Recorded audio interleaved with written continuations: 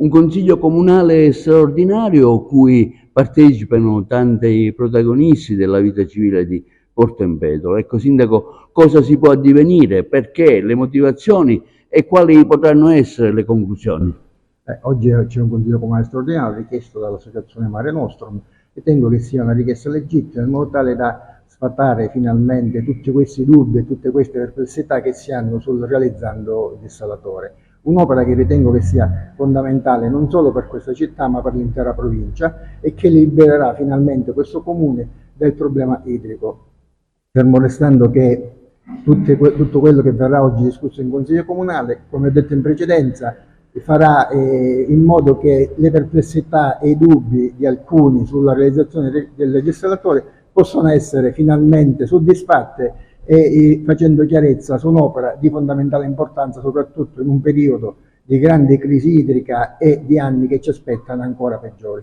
Però è emerso a quanto pare che per quest'estate non sarà realizzato il dessalatore.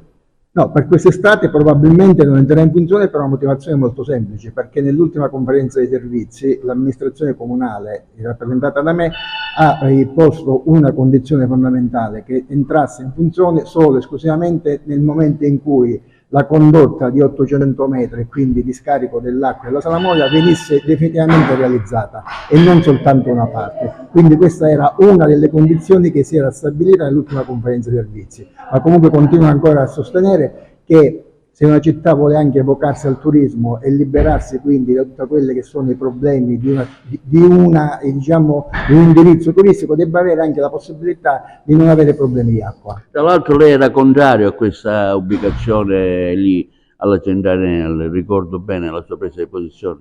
È chiaro che l'ubicazione lì nella centrale Enel rappresentava e rappresenta sicuramente un deficit per quella zona. È chiaro però che l'obiettivo finale è quello della realizzazione del dessalatore definitivo in area ex Iasi, che potrà avvenire solo esclusivamente tra 2 o 3 anni, ma sicuramente questa città e la provincia non ha tempo di aspettare 2 o 3 anni per avere l'acqua.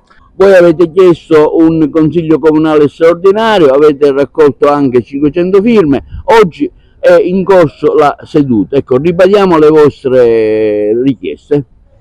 Le nostre richieste nascono innanzitutto da questi lavori che sono iniziati in maniera assolutamente improvvisa e non preventivata, almeno per quanto riguarda la cittadinanza che si è trovata nel traffico dall'oggi al domani.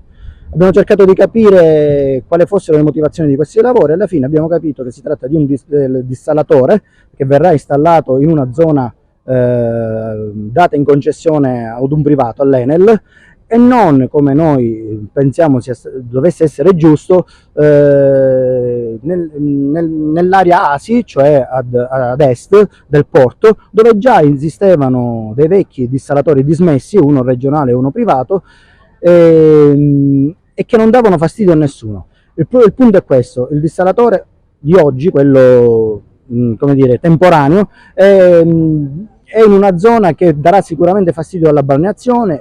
La Salamoia chiaramente sarà versata a circa 200 metri di distanza dalla battigia sul mare, sulla spiaggia del Commissario Montalbano, la spiaggia camilleriana, un sito anche naturalistico bellissimo, una delle spiagge più belle della Sicilia, vocata naturalmente al turismo. E invece ci ritroviamo con questo dissalatore che secondo noi, ribadisco, doveva essere fatto nella zona industriale ASI.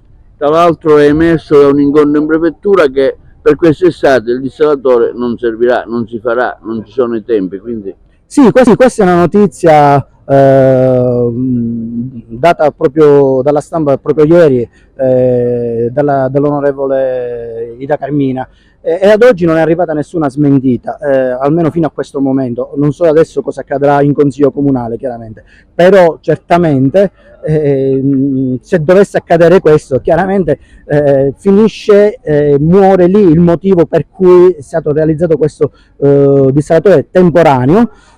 Ripeto, temporaneo perché nella fase 1 è chiamato così perché è previsto che questo venga trasferito, superata l'emergenza, a Trapani, dismesso, e poi realizzato in fase 2 un secondo dissalatore nella zona ASI. E allora ci chiediamo, visto e considerato che l'emergenza non c'è più, ma perché non lo facciamo direttamente nella zona ASI? Questa è la nostra semplice Ma voi cosa sperate come esito finale da questo Consiglio straordinario? Ma noi speriamo che il Comune, l'amministrazione, gli enti istituzionali si rendano conto dell'assurdità di questa scelta e che ritornino sui suoi passi, perché voglio dire, rimediare si è sempre in tempo, perseverare nell'errore poi crea problemi.